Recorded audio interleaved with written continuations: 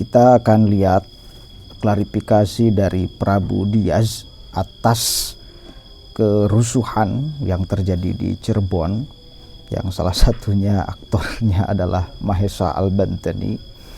Ya, karena live streamingnya dan ucapan yang memaki-makinya itu yang saya kira memantik banyak masyarakat Cirebon untuk menghadang pasukan Mahesa Al-Bantani.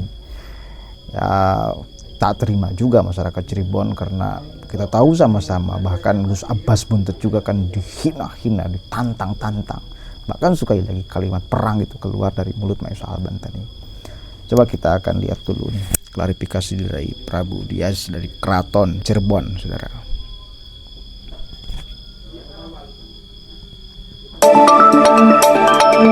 Hari ini tadi beliau datang mewakili Pak Heru Nursamsi dan diskusi dengan kami, sepakat untuk ditindaklanjuti dengan diskusi-diskusi atau musyawarah-musyawarah ke depan yang nantinya tempat dan personilnya atau siapa saja yang ikut adalah orang-orang yang berkompeten, orang-orang yang mempunyai hak untuk ikut bermusyawarah.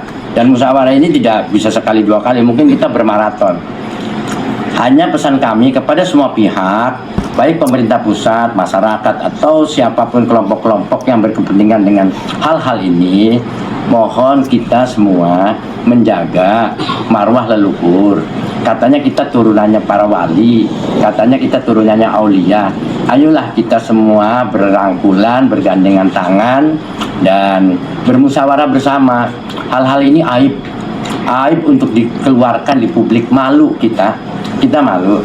Dan tadi udah sepakat dengan juru bicaranya saudara Heru Nursamsi, yaitu Mahesa, kita closing di medsos dan kita tidak ada urusan di medsos. Kita sekarang nanti menyelesaikannya di Jakarta. Rencana kapan? Dan kami tadi bersama-sama sudah berjanji, berpelukan dan lain-lain. Kemudian kami menghantar ke depan.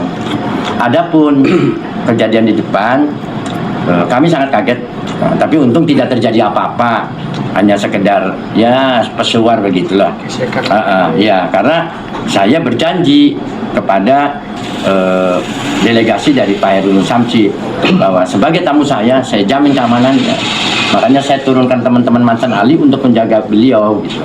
Nah, ini saya juga akan koordinasi dan kecewa dengan adanya pihak-pihak yang tadi rupanya karena dendam, karena tidak terima dan lain-lain. Ya wajarlah, ya, mantan ahli juga sebetulnya merasa tersinggung, dihina, dicaci maki, yang tidak tahu urusan apa-apa. Tapi kami kembali lagi, orang mantan ahli bukan mencari keributan, tapi mencari solusi yang terbaik. Nah, rencananya, tadi ada pertanyaan rencananya, kami suratnya akan kami bahas. Tadi ada surat permohonan dari delegasinya Pak Heru Nursamsi. Kami akan bahas dengan keraton. Kemudian kami juga akan bahas dengan unsur pemerintah dari kepolisian dan ahli sejarah, budayawan. Karena tidak bisa diselesaikan oleh satu kelompok saja, oleh satu orang saja, atau satu jaringan saja. Ini harus keterlibatan pemerintah. Pemerintah harus turun tangan untuk turut serta menyelesaikan konflik yang ada ini.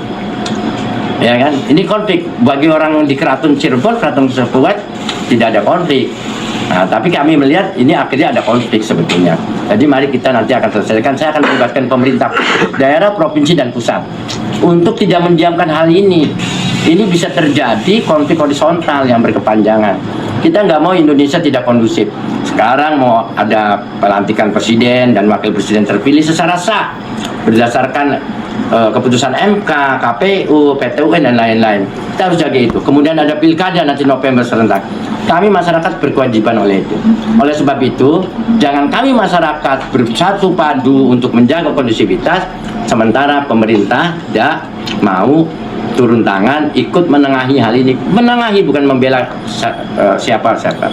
Sekali lagi kami juga mengucapkan terima kasih kepada delegasi Pak Heru Nursamsi yang sudah berkunjung ke tempat kami, dan sempat diskusi dengan nikmatnya tadi, dan kepada teman-teman wartawan juga kepada seluruh masyarakat Indonesia, mari kita lihat hal ini secara jernih, bukan dengan emosi, bukan dengan teriak-teriak, bukan dengan caci maki, karena tidak akan bermanfaat. Demikian. Yang insiden di lapangan itu terjadi pemukulan itu warga spontanitas warga. Saya tidak tahu dari mananya, saya tidak tahu karena saya ada di sini dan saya mengamankan itu. Dan itu adalah hal-hal yang buat saya bukan protapnya kami, kira-kira gitu. Jadi mungkin saya juga nggak tahu. Mungkin ada hal-hal yang menyakiti, ada hal-hal yang menyinggung kali dari tim-timnya Pak Heru Nur Samsi, mungkin. Karena buat kami sih, kami tidak merasa tersinggung. Kita enjoy saja, kira-kira gitu. Kalau tujuan tamu tadi sendiri seperti apa sih, Mo? Apakah pengen pendudukan terhadap keraton atau bagaimana? Oh tidak. Tadi delegasinya Pak Heru Nur Samsi terdiri dari Mahesa dan beberapa orang itu datang ke sini adalah ingin membedar bersama-sama siapa sih yang sebenarnya berhak menjadi sultan. Jadi beliau datang ke sini itu meminta kita semua, saya terutama, menjembatani. Kami di pihak yang netral menjembatani kira-kira kedua belah kubu ini bertemu untuk berdiskusi, untuk membedar. Masing-masing pasti punya bukti otentik. Dan selama ini ada yang mau membantu nggak jadi. Konflik ini nggak akan selesai. Saya dengan timnya Pak Heru, dengan tim Keraton Kesepuan akan berunding, akan membedar hal ini. Pahit, manis, hasilnya kayak apa, kita akan melibatkan pakar sejarah, Perpenas, arsip negara, kemudian Forkopimda dan lain-lain, kira-kira gitu. Ada berapa orang yang mengklaim bahwa Sultan ini? Sampai saat ini yang saya tahu yang mengklaim menjadi Sultan Kesepuan di luar Pangeran Raja Lukman Zulkarnain adalah Pak Heru Nur Samsi dan Pak Raharjo. Tapi sebetulnya bisa dirundingkan, sebetulnya tidak ada masalah. Artinya permasalahan pokok itu ada di tahta itu, Pak? Di tahta Keraton Kesultanan Kasepuan. Artinya masih bisa dikatakan menjadi polemik tahta itu sampai saat ini? Bagi kami yang tidak melihat hal-hal itu, bagi keluarga Kesepuan mungkin sebenarnya tidak ada polemik. Yang timbul polemik ini kan ada pihak-pihak yang mengklaim menjadi sultan yang sah, kira-kira gitu. Oke, siap. Oke, terima kasih. Saya kira cukup fair ya Prabu Diaz itu untuk membedah persoalan siapa yang mesti mendapatkan posisi di keraton Cirebon.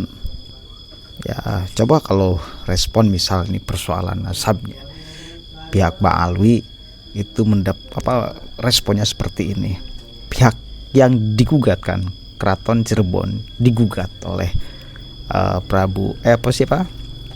Kuda Putih itu ya, Pangeran Kuda Putih yang diwakili oleh Mahesa Al-Bantani. Responnya enak kan responnya. Kita akan diskusikan, kita akan bedah bersama-sama bersama pakar sejarawan, unsur pemerintah dan lain sebagainya. Kan enak gitu loh. Akhirnya bisa terjadi kesimpulan yang matang, yang sempurna, dan polemik ini tidak akan berkepanjangan. Saya dukung lah Prabu Diaz ini untuk kemudian mendudukan semuanya, karena betul bagi kita semua juga ini aib. Kok jadi malah kalau ini dipantik oleh urusan nasab ya, kok jadi Kesultanan Cirebon yang dengan Pangeran Kuda Putih yang ribut gitu loh. Kalau dipantik oleh itu, tapi ini kan buntut panjang dari persoalan nasab. Mau tidak mau, suka tidak suka, diakui atau tidak, yang memang itulah pemantiknya urusan persoalan nasab gitu loh. Ya mudah-mudahan cepat kelar lah. Kita akan lihat hari-hari ke depan diskusinya dan lain sebagainya, sehingga terjadi kesimpulan yang sempurna dan terjadi pemahaman yang utuh bahwa siapa yang layak, yang benar-benar harus menduduki tahta Kesultanan Cirebon. Karena matahari itu ya satu, harus satu. Bahaya kalau ada matahari banyak, itu ya bentrok gitu loh. Ya, assalamualaikum warahmatullahi wabarakatuh.